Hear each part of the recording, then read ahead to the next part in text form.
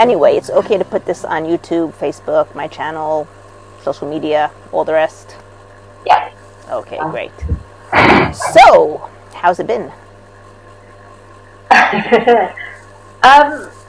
It's been good, actually. It's been, a few ups and downs. All right, well, But, like all about ups and downs. If it was all steady state, it'd be kind of boring. yeah. But the stuff we talked about last week, I feel is a lot better. Good. Nice. It kind of seems like a bit of a, like, I clear one thing up and then something else is coming up. So it's like a bit of an onion going on. Okay, well, you know what really is happening over here, okay?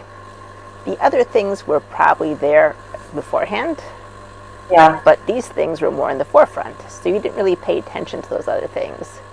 Yeah. Now that you cleared that thing up, suddenly you pay attention. It's like you walk into a room and the room is filthy, okay? You clean up the room and then suddenly you notice, oh, the paint's peeling over there and there's a little stain on the floor of it. You couldn't even see those paints that peeling and the floor stain beforehand when everything was filthy. Yeah. Yeah. Which is actually a good sign because it means we're getting closer and closer to the middle. Getting there, yeah. I feel like it's just so many like triggers. It's really, because I kind of thought in like a couple of sessions it would be gone, and it's more like I'm realising it's quite a big thing for me. All right, so let me explain something to you, and I've been explaining this to all my clients. The problem is not your reactions to these triggers. The problem is something that you created some sort of habit of how you react to things. Yeah. Change the habit and you won't have that reaction anymore. And when you work on it by yourself, start with the really, really little things, the things that are a one. Now, let me describe what happens usually. Something bothers you, and you say, I don't really feel that bad. It's okay right now. I'm just going to leave it because I have this to do, and I have that to do, and I have to go to the cleaners, and I have to put the chicken in the oven, and I have to wash the dishes, and I have to clear the table. I'll deal with it later.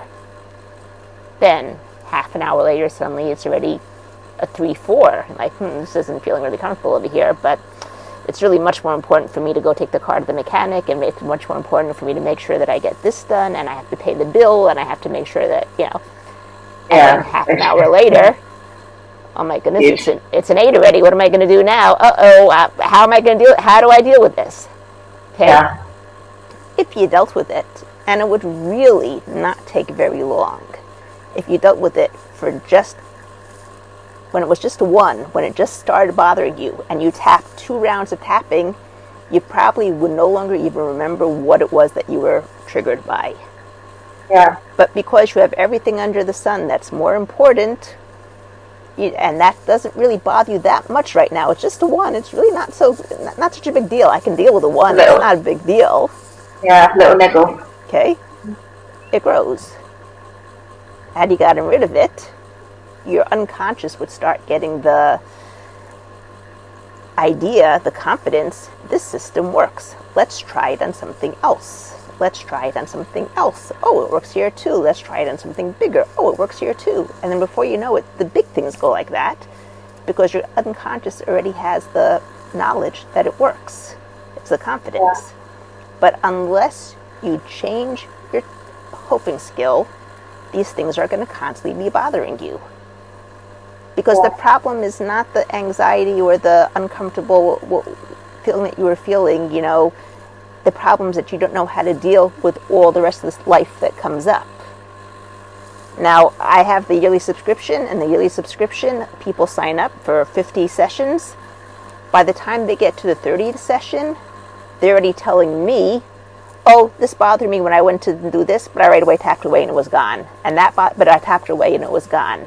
Because they've had 30 sessions, sometimes twice a week, sometimes once a week, where every time that we meet, have you tapped? Have you been tapping on your own? Have you been tapping on your own? Because at the first 30 sessions, I would get messages from them, oh, I went to the mall and I'm still getting anxiety attacks. I went out with my boyfriend, I'm still getting anxiety attacks. Why isn't it changing? But by the 30th, they're not telling me that anymore. By the 30th, they're feeling the change. Now, the actual problem, as you see, I tap out your trigger about your boyfriend doing this, it doesn't bother you anymore, but now that bothers you. I tap out this thing, this doesn't bother you anymore, now that bothers you. Learn how to tap on a continual basis, and it won't bother you anymore. Yeah. You understand what I'm saying? Yeah, definitely. I've been doing that this week.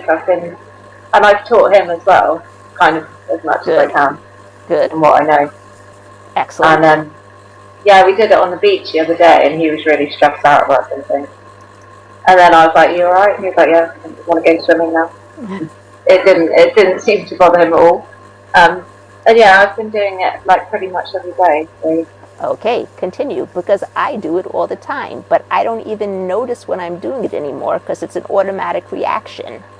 It's become my new habit. Well, it's been my new habit already for quite a few years. For you who's just starting out, you're creating a new habit. Now, the thing is this, okay? The other habit was an unconscious habit. You didn't have to think about getting into that anxiety or panic, right? Yeah. It was unconscious. At one point, it wasn't so unconscious. Probably when you were really small, probably you threw some sort of tantrum when you wanted something, and then you got it, and you said, hey, this works over here, let's try it over here, and this works over here, let's try it over here, and this works over here.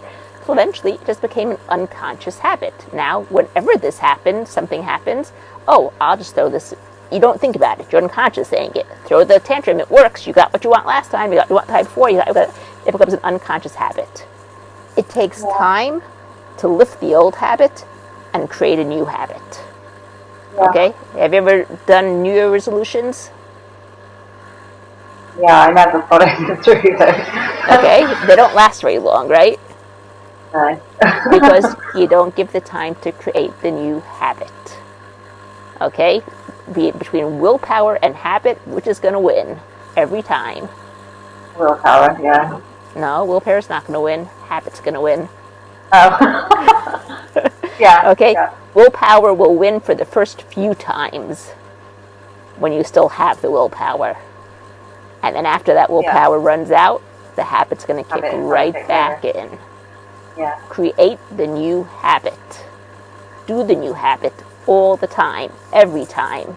And soon you won't be thinking about it. It will be your unconscious new habit, a way of dealing with it. And your unconscious will have the confidence that it works, and it will employ it every time. Because this is the second half of what happens with my yearly subscription clients. By the 30th meeting, they're tapping on their own already. But they still sometimes have big things. And those big things happen to everybody. That 10 in your face that you can't do anything about right at the moment. But when I tap with them on that 10, that suddenly pops up out of nowhere, it goes like this. Where at the first sessions that I do with them, it would take me 10 to 20 rounds to get that 10 down to a 0. And now it's poof, gone. We just did one round and it's gone. Okay? You see what I'm saying? Yeah, definitely. I feel like if you like this video, leave a like down below, subscribe to my channel, or subscribe to my newsletter. The address is right down below over there. Have a great week.